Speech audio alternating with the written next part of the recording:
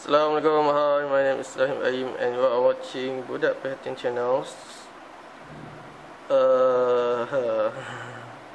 So if you look anything awkward in this video, do forgive me because it's been a while since my last vlog.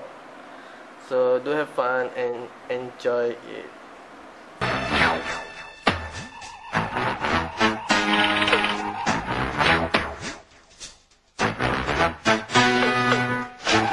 So sorry kalau aku agak gagap, sorry kalau aku macam ya tak ya je nak buat vlog kan.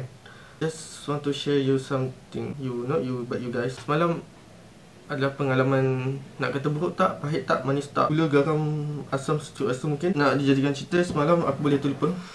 Pukul berapa adalah waktu kelas publishing aku. Dan sepatutnya kelas diadakan pada pukul 6, aku boleh fikir kelas tu diadakan pada pukul 7. Nak dijadikan cerita lagi, aku pergi dengan member aku, pergi ke area Giant Nilai, dan dekat situ ada kedai sushi lah.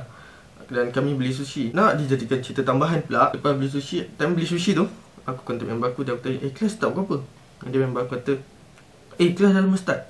Cakap, seriously kelas lama start? Dan dia kata, yes, serius.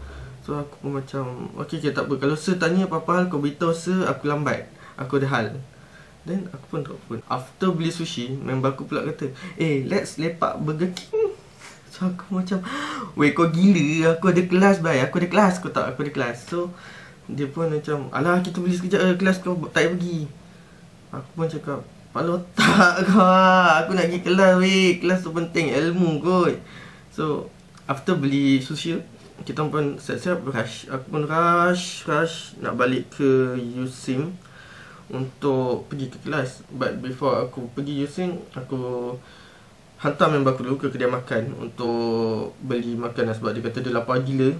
So aku pun kata, kau tolong pesankan makanan untuk aku juga ya. Dia pun okay, dia setuju je lah. Aku pun after drop dia ke kedai makan tu, aku pun rush terus ke USIM pergi kelas. Dah sampai ke USIM tak, aku jalan untuk cek kelas lah. Sebab aku pun tak pasti kelas mana dia guna pakai untuk sesi pembelajaran.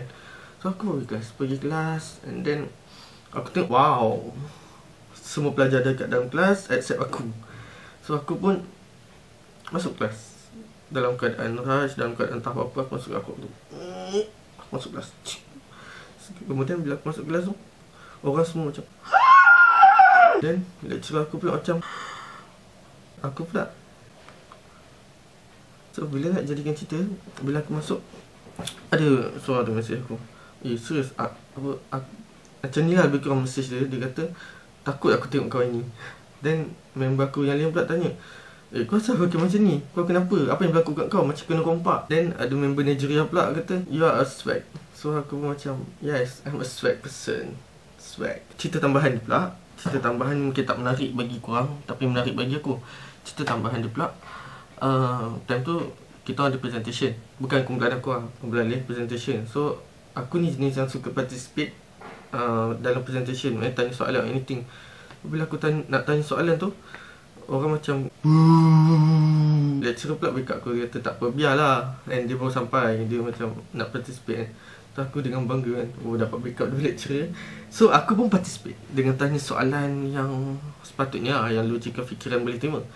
Dan akhirnya aku pun dapat jawapan yang logika fikiran tak boleh terima. Dan alhamdulillah, akhirnya attendance aku dapat diselamatkan, supaya aku tak dikira tidak hadir ke kelas tanpa sebab. Okay, so aku seriously semalam aku ni lah cerita tambahan, lebih tambahan dan lebih lagi tambahan. Aku kira pakai t-shirt collar bulat, lepas tu pakai selipar, lepas tu jam aku pula, aku pakai jam biasanya ada pendrive 8GB, kecil gila, dah macam pakai kitchen dah dekat jam. Sis, kalau korang tengok aku semalam, mesti korang rasa macam seriously. Dan aku pula jenis yang macam, serius lah, kenapa? Kan? That's all tentang pengalaman aku semalam. Sorry kalau tak menarik. Sorry kalau kau rasa macam aku telah merugikan masa selama, aku cek, hampir 5 minit untuk menonton video anda. Aku pun terima kasih kerana menonton video saya. Keep watching, keep subscribing and keep liking. So adios. Masalah.